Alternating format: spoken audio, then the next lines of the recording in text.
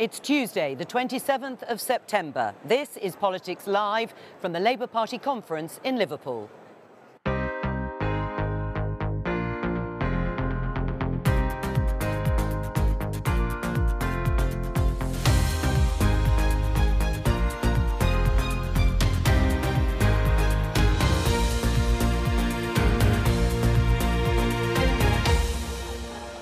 Joining me today, Keir Starmer's former Director of Communications, Ben Nunn, The Sun's Kate Ferguson, Shadow Business Secretary Jonathan Reynolds and Professor of Politics at Oxford University, Jane Green. Today, there is a confidence, there's a seriousness and there's a conviction we're ready for government. But what would a Labour government do to instil confidence in the UK economy? It now costs the UK more to borrow 10 years, the UK government, than Italy or Greece, who we've traditionally thought of as being, well, not quite basket cases. As the Chancellor and Bank of England Governor try to calm the markets, what do higher government borrowing costs mean for the rest of us? That's carried. Delegates opt to change the voting system, but would it help Labour win general elections? Hello and welcome to the first of two special Politics Live programmes from the Labour Party conference here in Liverpool. We are, of course, expecting Sir Keir Starmer to give his second in-person speech to the Labour Party conference and delegates gathered here in a couple of hours' time. Let's have a look at him here, putting the finishing touches to that speech. We're told that Keir Starmer is going to channel his inner Tony Blair, echoing the former Labour Prime Minister's claim that the party was the political wing of the British people ahead of that landslide election for Labour in 1997. But there'll be people here who voted for Keir Starmer in that leadership election 2 years ago who may have done so because they thought he was the heir to Jeremy Corbyn rather than Tony Blair. At the time, Keir Starmer had said that the 2017 Labour manifesto, one of Jeremy Corbyn's, was his foundational document. So my opening question, starting with you, Ben, is who is the real Keir Starmer? I think Keir... Look, let's start from the principle of what Keir inherited 2 or 3 years ago. He inherited a Labour Party that was busted. It was broken and it was rotten from the core. 2 years on, there is now a serious prospect that he's going to win the next general election and form the next government. And that is an extraordinary turnaround, which frankly, if I'd been, well, I was saying this a couple of years ago and people laughed at me.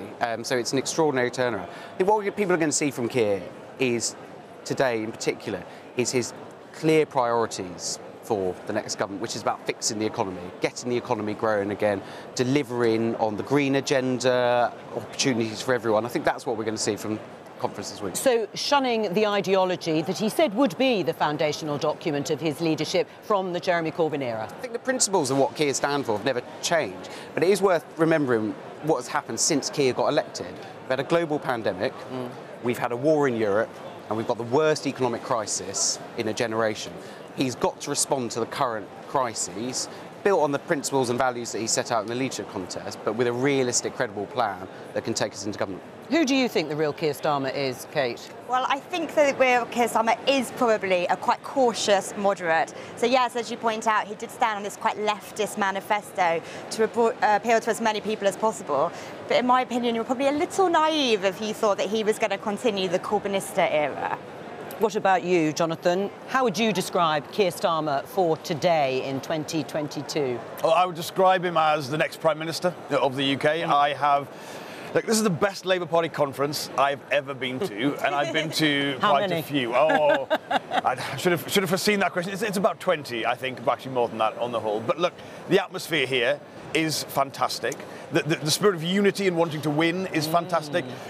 I'm also seeing a lot of our business engagement. We cannot get rooms big enough for the interest that we have got. And just on what Keir stands for, look, Keir is promising people a long-term plan for growth and prosperity, more security in the workplace, a stronger role for trade unions and economic policy. We are talking about public services being rejuvenated. We're talking about dealing with the climate crisis. I think that was what he was putting forward to Labour Party members when he was elected, and he has delivered on that. But are they getting what they voted for back in 2020? Yes, I think so. They wanted someone who could be a Labour Prime Minister, first and foremost. That was what they wanted. And they wanted someone who could not only be the Prime Minister, but do it for the right reasons, do it for the things that they believed in, to be an alternative to the Conservative Party. And he is delivering in a way, on a scale, which even some of us who are very close to him perhaps wouldn't even believe were possible back in 2019, which was still an incredibly difficult experience. All right, and we will interrogate a little bit about this economic competence and also going for growth, echoing what the government says. Well, they're echoing us, it's just that we've got a plan, all right, and theirs has already failed. We'll see who said it first. Jane, as a political scientist,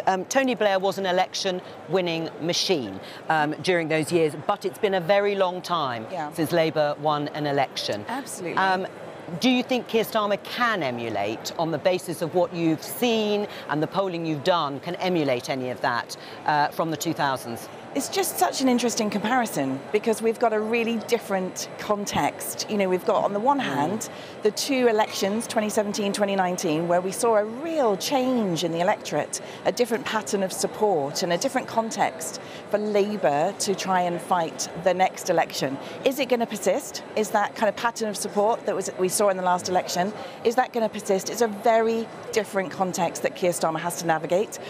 But whilst it's true that in 2019 the Conservatives won this huge majority, it's also true that by the next election they'll have been in power for 14 years potentially, and that's normally very bad news for an incumbent government. And of course they've presided over what now starts to feel like crisis after crisis. Yeah. Let's have a look at the Times headline here in terms of polling. Labour surges in polls as clown show economics turns off voters. This, of course, is in the wake of that statement made by Kwasi Kwarteng on Friday. But is there a sense, Jane, again from the polling you've done, that this is really on the back of the Conservatives and their performance rather than a proactive winning over people from Labour? So you've seen you've seen some people move from the Conservatives to the Labour Party. You've seen some of that switching, and you'd expect that because many of those Labour to Conservative voters were sort of traditional Labour identifiers. They were lending their vote to the Conservatives in 2019, so you'd expect them to be more inclined to go back to the Labour Party. But you've also seen lots of people undecided. So you've seen Conservative voters in 2019 undecided now. Now that doesn't tell you that the Labour Party yet has convinced people of who it's representing. You know, who are the voters that Labour wants to represent? Do people see that? Do people feel that? And then throw into that context increasing economic insecurity and potentially a loss of Conservative competence on the economy. Give us a sense of the scale of that poll, because it puts Labour 17 points ahead. I mean, it's quite significant. And this is what Labour needs to do. So Labour, if Labour's going to have a majority in the next election, they need to be polling at this kind of level. So this is the first poll, and of course there's only one poll so far. We'll have to wait to see what happens over the coming weeks. But it's the first poll that really puts Labour back into the majority territory, and I think they'll obviously have lots to celebrate in terms of that, but it's early days. Your reaction, because it is just one poll.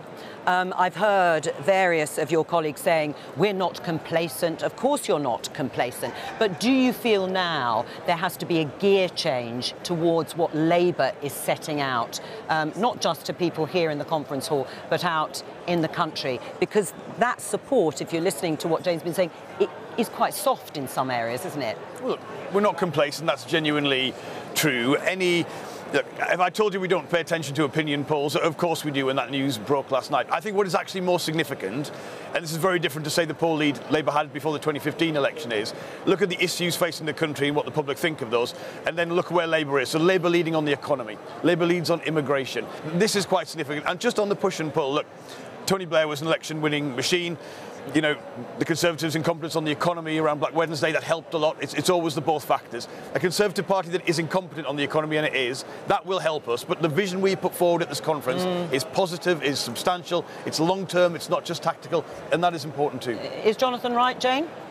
Is Jonathan right to say that Labour, you know, I mean, I think what people need to understand, they need to understand what who is the Labour Party pitching its appeal to? And of course, so much has changed. You know, in 2019 we saw, well, it's younger voters or it's voters in cities. And, you know, does Labour now have a message that reaches out to parts of the country that used to vote for the Labour Party before? Does Labour have a message that reaches out in Scotland and that builds on Labour's, you know, relative successes in Wales? You know, we haven't yet seen the answer to that. I think we are developing it. And for someone like me from a northern working class background, to see a Labour leader and a Labour Party which is happy to talk about why people, yes, should own their own home, have a good job, have job security, is proud and comfortable with the country we seek to represent. These are all the things. I call that classic Labour, not new Labour or old Labour. I think Keir has gathered and encapsulated that on a scale which is exactly what I want the Labour Party to be. And the fact is, if you want in this country the kind of prosperity which people deserve and the kind of public services that they deserve, you can't have the Conservatives. I mean, the verdict, I think, is clear from that mini-budget on Friday. This is the plan the country needs. It's the fresh start with Labour we need. But I mean, Jay mentioned Scotland and those seats that had been Labour for decades and then went to the Conservatives in 2019. There is still a mountain to climb there, isn't there? No, the scale of the 2019 defeat, let's be clear, if we were to win the next election, it would be unprecedented in British political history to turn around a result. A revival on that scale would be something very special indeed. But crucially, we've got a very simple message to voters in Scotland. If you want a Labour government, vote Labour. Right. I mean, Ben, in terms of the issues, I was talking to people here yesterday, people who did support a more Jeremy Corbyn, John McDonnell style prospectus, particularly on the economy. And they were saying maybe now Keir Starmer can be more radical. Maybe he could move slightly further back into that territory because of the position of the Conservative Party. I think it's, for me, it's about, before you get to the policies, it's about what's the argument. What is the argument we want to make running into 2024? And I think that argument has got to be about change and it's got to be about the economy. Then you can start fleshing out with the policies the closer you get to the election. But at the moment, the public aren't looking for detailed policy at the moment. They're trying to work out, OK, if you are serious, what is the argument you're going to be making? And does that resonate? Do you think that's the case? I think, you know, if, as a member of the public, you know, what has happened over kind of recent years has just been so much change, so much volatility, so many tumultuous events. And clearly, you know, what voters want is they want economic competence, they want a party that represents them, that stands for them, and, you know, they want to not look down the barrel of a winter where they're worried about their personal finances and becoming poorer. And this is a terrible context. I agree with that. Also, as a member of the public as well, I would also say I see that the fact that the government has accepted this principle. Labour announced a freeze on energy bills through a windfall tax. Imagine talking about a couple of years ago about talking freezing everyone's energy bills across the country. That is bold politics and that is bold policy. So I think he is setting out bold alternatives. But crucially at this point of the election cycle, it's about winning the argument, making yourself seem credible and looking to that next election. Kate, how worried are Conservative MPs, if they are at all, about their jobs?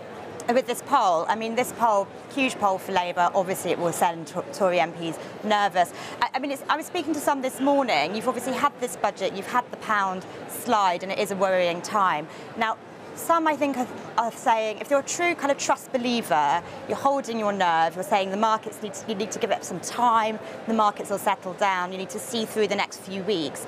Even if you're a trust sceptic on the Tory backbenches, I think they're still thinking, let's see where this goes, because the last thing they want to do is engage in another bout of civil war, talk about leadership challenges. It would just send this market spiralling. And what about the, as the poll indicates, a resurgent Labour Party? You know, sort of conversely to, as you say, the market news, what about Keir Starmer's Labour Party in the minds of Tory MPs? Well, Tory MPs don't want to lose their jobs, right? So they will be nervous about this poll. They'll be nervous about a resurgent Labour Party. I think that if you're looking at Labour, I would say, and some of those Conservative MPs would say, you've got a lot of work to do to rebuild trust in your old heartlands. And it's not just about having a good criticism of the current government or fiscal responsibility. It's about aspiration. What's your positive vision? Well, the offering a critique, of course, at some point closer to an election, Labour will no doubt be setting out more of those policies. Jane, before you go, Jonathan responding to questions about lack of seats in Scotland and to some extent in those northeast former heartlands. Conference voted yesterday here in favour of proportional representation at general elections. Is there polling as to how Labour would fare if that were to happen? So this is fascinating to me, to see the debate about PR, because, you know, there's so many claims made about the effects of PR. Now, clearly, it depends on where the voters stand and who the voters like at a given time. So PR could have benefited the Labour Party if the Labour Party was in a coalition with other progressive parties over recent years, where the Labour Party hasn't looked like it was on course for a majority. Of course, now you get to the point where, well, if Labour thinks it can win a majority, then it's more likely to govern alone under first past the post. So, of course, it depends on the popularity of the parties. Not that's the true, you know, that's just a kind of most obvious thing to say.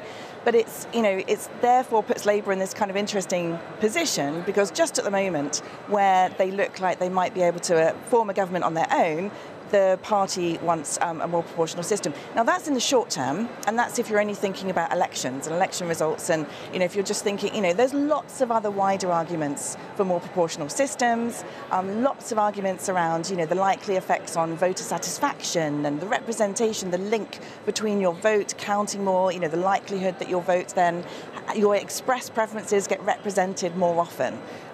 So there are other arguments for PR, but of course they don't just benefit Labour, they can also benefit the right. It depends on what the voters and which where of course the is polls what are. happened in European elections. It also benefited the right at the European Parliament. The things that passed at conference don't automatically become no, they Labour don't. policy, but you've got to understand the delegates who are voting for this. They're not doing it because they think it's in Labour's short-term advantage. They want a better political system. Look how the political system has failed. Look how bad the last 12 years have been. Let's be clear, the places that voted Conservative in 2019 would not have done so if it was the agenda we saw last Friday from Liz Truss. So it's absolutely right for people to want a better political system, because that's how you get the better economy and country we need. We're going to talk a little bit more about proportional representation and electoral reform later on in the programme. Goodbye to you, Jane Green. Thank you very much for joining us. Let's talk about the economy, because as everyone has been saying here, that is front and centre stage for the political parties across the board. Let's just show you the reaction here in the Financial Times. Bank of England and Treasury fail to calm market nerves over UK finances. That's Andrew Bailey and, of course, Kwasi Kwarteng, the Chancellor. You can see underneath there two graphs, the yellow lines there. The one on the left is showing how the pound has plummeted over the last few days versus the dollar. It has stabilised a little bit today compared to yesterday morning. On the right, though, perhaps is even more important. That is a graph representing the cost of government debt, the cost of borrowing two-year gilts. The yield on that has shot up. Let's talk to Darshini David, the BBC's economics correspondent, about exactly what is entailed in those two graphs in just a moment, actually. I'm going to just show you a couple of the other papers. In the Eye, we can show you the headline, New Mortgages Blocked Amid UK Market Turmoil. That's the impact, of course, on everybody who is a home owner. And finally, in the Daily Telegraph, the headline there says, Spooked lenders ditch new mortgages in pound chaos. I think Darshini David is there now for us. Darshini, hello to you. Hello, what a day. Hello. Once again. Yeah, indeed, another dramatic day. So the pound has stabilised, as I said, a little bit against the dollar. But what has happened to the cost of borrowing for the government? This is an absolutely fascinating one because, as you say, we are seeing a calmer day for those markets, both the value of sterling and indeed that interest rate on new government borrowing, what we call bond yields, gilt yields, that has stabilised somewhat. But as you say, this isn't about what's happening in the markets at the moment. That turmoil we've seen on trading floors in the last few days is making its presence felt already across the economy. And if we zone in on those borrowing costs for the government, at one point yesterday, it was more expensive for our government to borrow, to fund spending on things like public services, than it was for governments in Spain or Italy. Just think about that. And when we look at those movements in rates over the last few days, the rates on government borrowing, we are talking perhaps about the addition of £15 billion to the government's interest costs. They are already set to top £100 billion next year. That means there's less money to go around. When you're talking about tax cuts, when you're talking about hospitals or schools, it has to come out of somewhere. And as you say, the other thing we have to look at when we talk about borrowing costs mortgages. This lunchtime, we're seeing more and more lenders saying because of the way interest rates are expected to rise, they're withdrawing products, perhaps temporarily, but perhaps we are going to see some pain. All of this happening at a time, of course, when households are under immense pressure. Darshini, David, thank you very much for bringing us right up to date. Let's talk about the cost of borrowing, Jonathan, because the government is going to be borrowing this year and in the future. To the extent you can see here, we can show our viewers £190 billion in 22-23. Even in a couple of years' time, though, you can see it's still going to be very high. That is after the cap on energy bills comes to an end. It's still going to be around £100 billion a year. And a big part of that extra long-term borrowing is because of all those tax cuts that the government announced on Friday, many of which Labour supports. So roughly speaking, how much lower would borrowing be under Labour? Well, let's be clear. First of all, everyone in this country is poorer. Every one of us, because of what Kwasi Kwarteng and Liz Truss did on Friday. It's not just the individual measures that has caused a reaction as severe as that. This government's position is you can increase spending, cut taxes, it'll magically be paid for. Who would have thought that would carry no confidence in the financial markets? But just to let the audience know, viewers know, you are supporting some of those tax cuts. You will stick, rightly or wrongly, to the cut in the basic rate of income tax. You also want to see and back that reversal in national insurance contributions. So you do support an awful lot of that will have to be funded by borrowing. We've just heard from Darshini, David, that the costs are soaring. Our fiscal rules would not allow for that. We're not going to fall into a trap where they present us as being for higher taxes. The reason taxes are higher is the low growth of the last 12 years. The government are right on that. But let's be clear, our fiscal rules, Rachel Reeves on conference floor yesterday got delegates cheering for the phrase fiscal discipline. Now that shows how realistic not sticking to that discipline is. All right, well then sticking to your fiscal discipline, as you say, the Shadow Chancellor said, how much lower would borrowing be, just remembering those figures there, under Labour? Well, you can't put a specific figure on it because... But it would have to be if you wanted to bring down the cost, or are you going to cut spending? No, because economic growth, we can have some confidence that our plan will be better than the government's because it's real things like investment in skills, fixing the Brexit deal so it works better, having a long-term industrial strategy. But we're not going to allow... this country needs a fresh start to replace these Tories. We're not going to allow them to portray us as wanting higher taxes when we've got the answer to that. Their position that they've taken, their overall approach to the economy, not just the individual measures, as I say, but the fact that fiscal and monetary policy are completely inconsistent, that is driving the lack of confidence. Our approach is a much more disciplined one, and we would not have those problems that we've seen there. Right, well, you say that, but we've just got to take your word on it in the way that Liz Truss Has any Labour government in history produced a reaction like that? No, they haven't. No, but you may be inheriting those levels of borrowing. That's what I'm trying to say to you. And that actually is what the Institute for Fiscal Studies is saying. Jonathan Reynolds, as Business Secretary, how are you going to bring down that level of borrowing if you are in favour of some of those central tax cuts, the measures that were brought in by the government, unless you're going to cut spending? No. And that's what people want to know. You're not going to cut spending on any public services? No, we're not. And the worry for everyone should be when Kwasi Kwarteng talks about a medium-term financial strategy. Let's be clear, that's what he's talking about. He's trying to restore confidence. That situation there is solely because of this government's approach to the economy, and ours is very different. Look at the historical pattern of borrowing there and where we've been. How is it different, Jonathan? Because we would not borrow for day-to-day spending. Right, but you say that. But actually, the IFS has said Labour supports many of the expensive tax cuts that I have just outlined. Well, we don't support the top rate of tax going, no. No, you're going to reinstate that. I mean, you've already said how you're going to spend that. You're going to spend that on nurses, aren't you? And our argument, just to be clear, our argument not bringing down the deficit, our argument is one of the major economic problems the country faces is having over 5 million people out of work. Okay. Investment in health, particularly mental health, will return more people to work, increase the labour supply, and that will have a positive effect on economic growth. I'm sure, but I come back to this essential point that you say that Labour would not have those figures staring at them if they were in government. You're not going to cut anything from public services. You're still going to have those expensive tax cuts. You're going to spend the money on reinstating the 45 pence higher rate of tax on nurses, not bringing down the deficit. Something's got to give. No, but what's got to give is a recognition that if economic economic growth in this country was at the level it was under the last Labour government. They're going to have economic growth. That's what they're saying. They're going for growth. Yes, but look at the verdict on that. The verdict is in on that. No confidence across the board.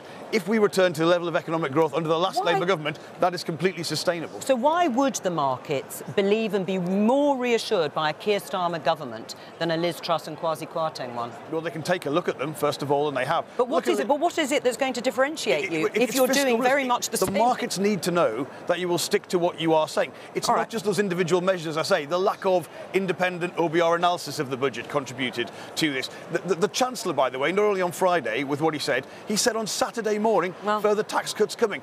That all has undermined confidence. And if you have a government which people have credibility and faith in, which you would have under Rachel and Keir in charge of economic policy, I mean, you honestly have to work quite hard to produce an outcome as bad as that. I'm absolutely serious. A serious developed country like this, which is famed for its debt profile, in other words, people trusted this country for many, many years to borrow on long-term, very preferential rates to the state. It is honestly quite hard to have ruined that, that overnight. Well, I'm still not convinced about where you would get that higher growth without spooking the markets to some extent with the similar tax cuts and amount of borrowing. But let me just remind myself and viewers, Labour still wants to borrow an extra £28 billion every year to tackle climate change. Yes, so our position on it is very clear. The costs of not tackling climate change are greater than the actions that we want to take to make sure we hit our objectives, but also get positive economic growth and jobs from that. Is that still sustainable on the basis of the conversation we've just had about borrowing? Look, you always have to review the conditions, and clearly it's a situation which is changing. So that could change. That there's an economic reality and gravity, but fundamentally our plans are about stronger growth, better jobs. That is sustainable. We should have confidence in that, and actually, I would say more than spending cuts, it's our plan that would restore confidence to the markets. What exactly would you spend that £28 billion a year on? Well, you have to listen to some parts of Keir's speech that's coming up, but you heard from Ed Miliband about the expansion of offshore wind, of onshore wind, of tidal, of hydrogen power. There are opportunities in things like sustainable aviation fuel that we are looking at. It's not about the state doing all that, by the way. It's about what is this funding required to leverage in the private sector investment, which is huge to tackle climate change, but is out there if the markets, if the investable prospect is put forward to them. Well, I look forward to hearing in the speech exactly how that money is going to be spent to some extent. Ben, just listening to this conversation, do you accept that a Keir Starmer Labour government, if they win the next election, is going to have a pretty dismal economic backdrop to deal with, and yet aping many of the things that the government is doing and has said?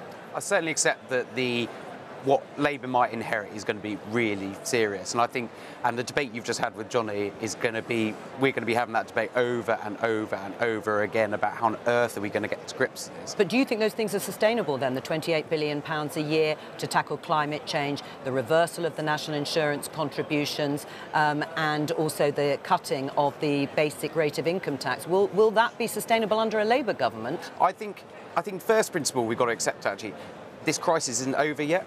I think this could get worse, and I think history will remember last Friday as an extraordinary moment when the fundamentals in our economy were exposed and the government lost its anchor on the economy. So the truth is, I don't think this crisis is over yet, and this situation could get a lot worse. In terms of how Labour's got to respond and it's got to adapt, I mean, that is for people like Johnny, that's for Keir, that's for Rachel to thrash out. But what Labour could end up inheriting could be deeply, deeply serious. And that is going to require a serious plan to tackle it. I mean, how bad is this for the Liz Truss, Kwasi Kwarteng government? We know that the Chancellor is saying, hold fire, as you said, we've got to hold our nerve.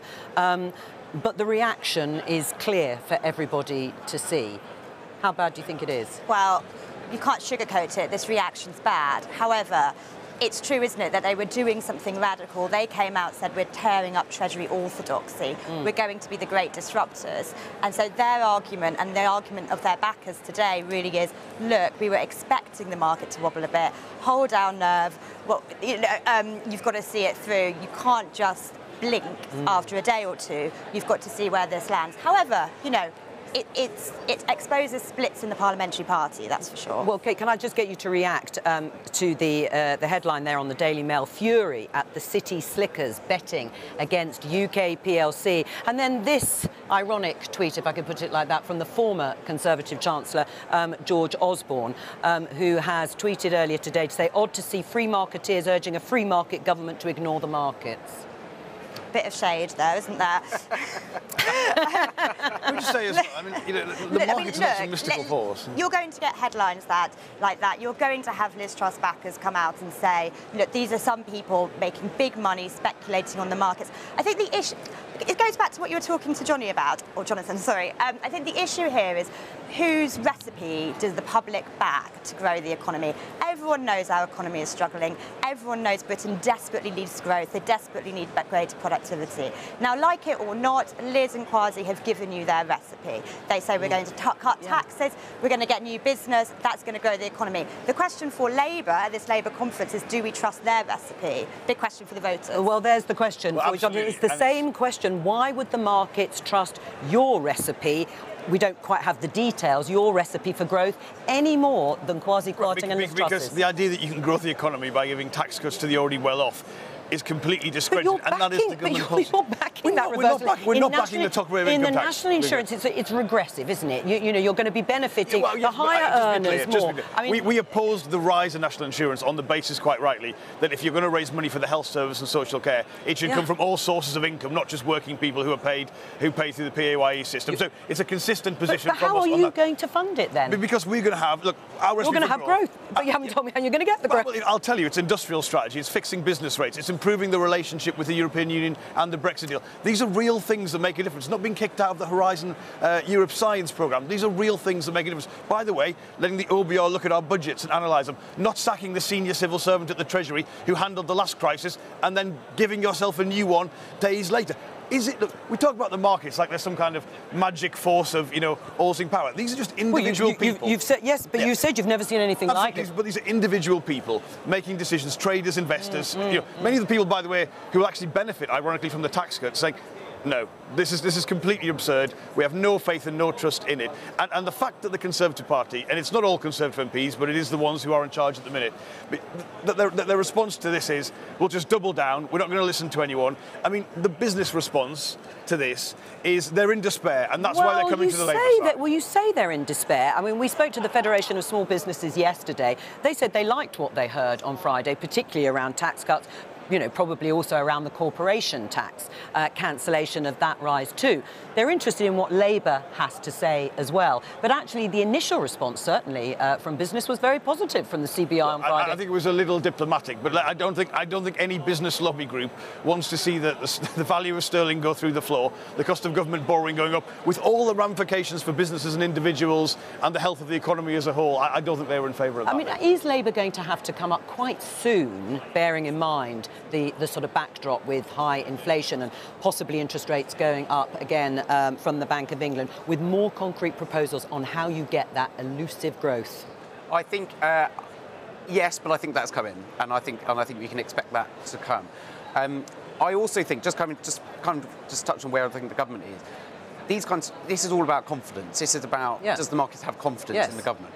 I think the silence from both the Prime Minister over recent days and that awful clip of the Chancellor running away. We showed it yesterday, Kwasi Kwarteng. Well, of course, as he says, which is, I suppose, legitimate in the circumstances, he doesn't want to do anything more to fuel the turmoil. Well, yeah, but the Chief Secretary for the Treasury was saying on the day of the budget, look, fantastic, look how sterling's going up. And then suddenly sterling crashed and he's decided he's not commenting on the budgets anymore.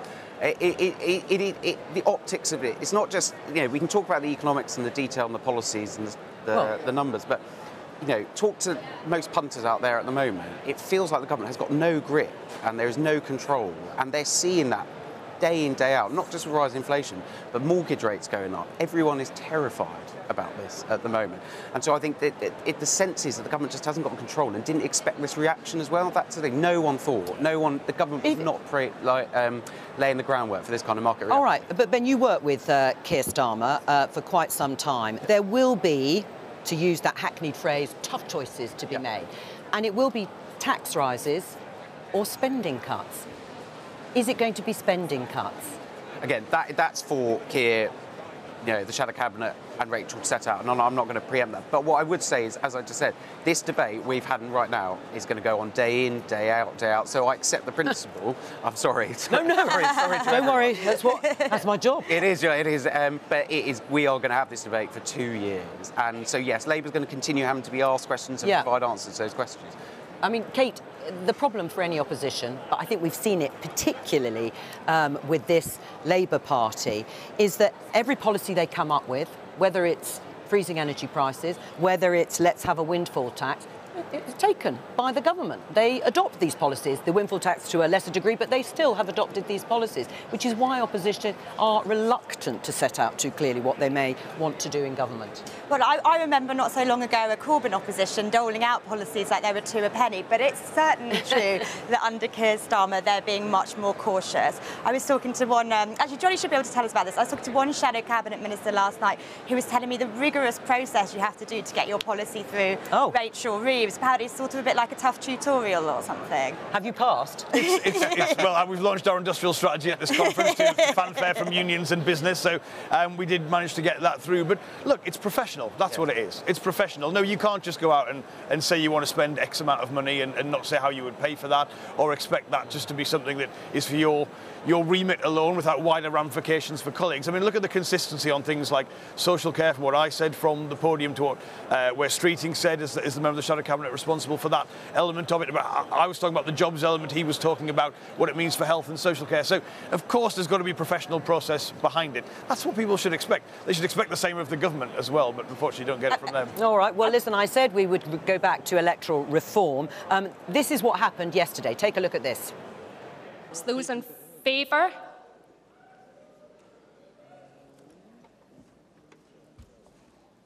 And those against? No. That's carried.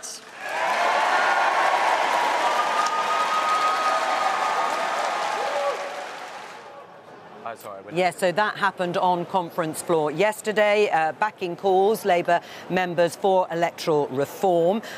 Laura Parker is here from Labour for a New Democracy. You've been campaigning for this change. Explain what it means. It means that we're going to have a fair election system. We're going to get Labour into government, which the country desperately, desperately needs. And when we get Labour into government, we want them to introduce a proportional system. Very simply put, it just means that everybody's vote counts, no matter where they live. It means that Parliament reflects accurately the votes of the people. And that's really it. And elsewhere around the world, they just call this a fair voting system. Now, Laura, as you know, it doesn't mean it's adopted, of course, by the Shadow Cabinet or by Keir Starmer. Are you going to look at this and support it? No, we'll obviously have to discuss it and respond to it. I mean, I think it's, first of all, I'll pay tribute to Laura and campaigners. I mean, people have got to remember the Labour Party is a bigger political party than all the rest of the political parties in the UK put together. And they come from all parts of the UK and they want to see the chance for Labour representation. The speech will be extremely busy.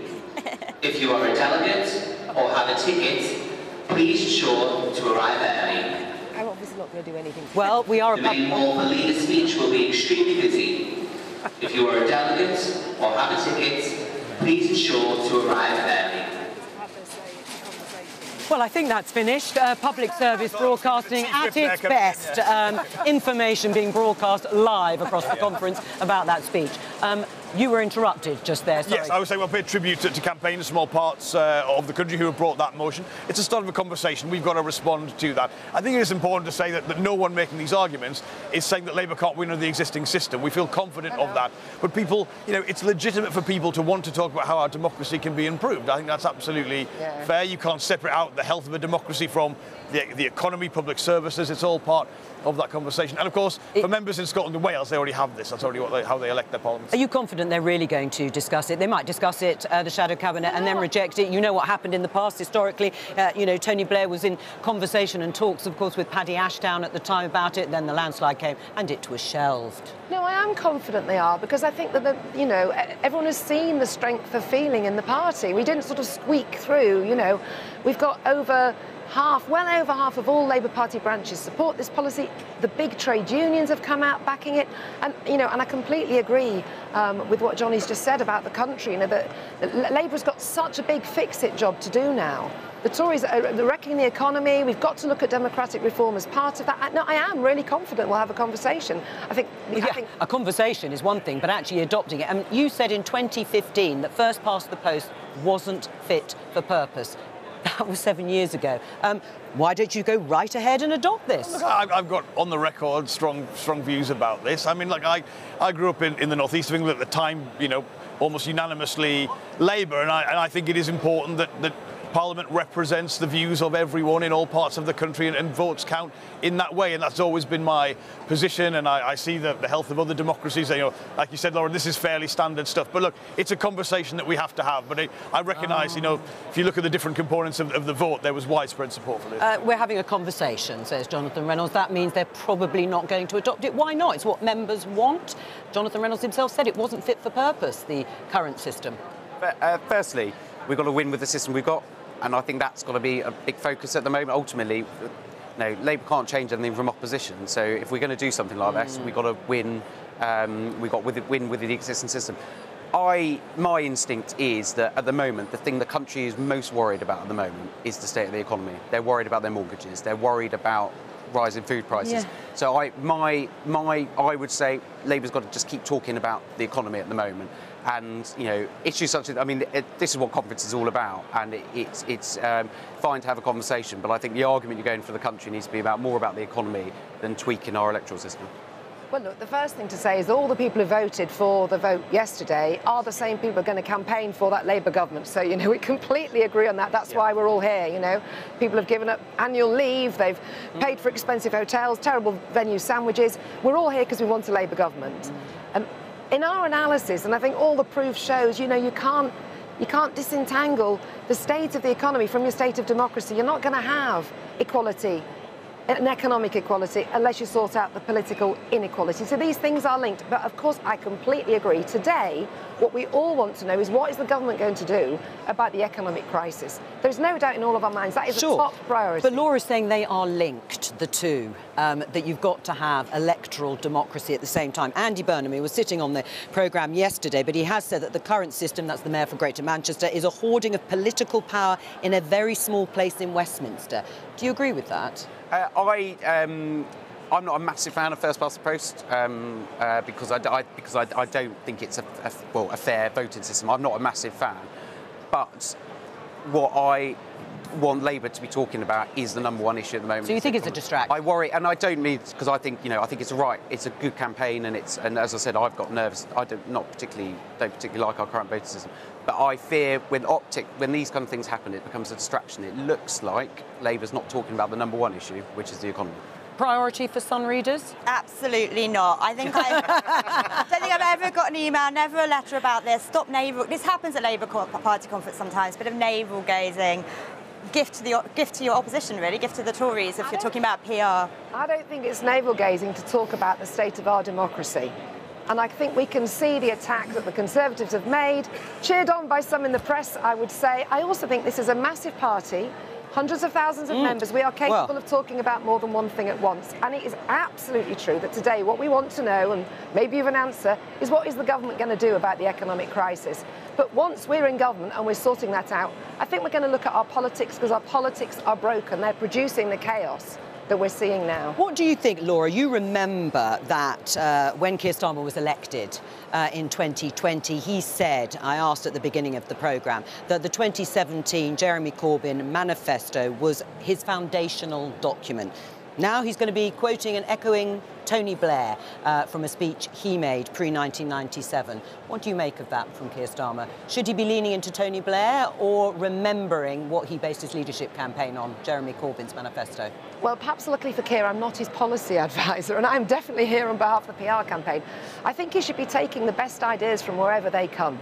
And the thing that we are all absolutely clear is that none of the best ideas include tax cuts for the rich, bonuses for the bankers, whilst people are getting bills through their doors now, as we speak, that they cannot pay. And there is no doubt in my mind that we're going to hear today a brilliant speech from Keir, where we will take the Tories head on about their economic policy, which is failing millions of people around the country.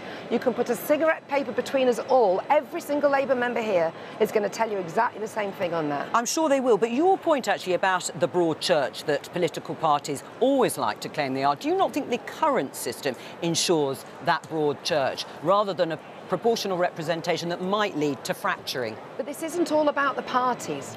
We're talking about the voting system because we want to talk about the people. There are millions of people out there who know their votes don't count. Why? Because they live in places where no one ever knocks on their door. My mum and dad were in a big city for many years. No one knocked on the door. They moved to a small town. They're deluged with leaflets. Suddenly they count. That cannot be right. But that's all we're saying. It's not complicated. It's not complicated, it's very simple. That's all for today. Thank you to all of my guests. It's getting busy. Did I say that's all for today? We've got another programme, of course, in 45 minutes. I almost forgot the big speech. Do join us here at 1:45 on BBC Two and on the BBC iPlayer for more Politics Live. Bye-bye.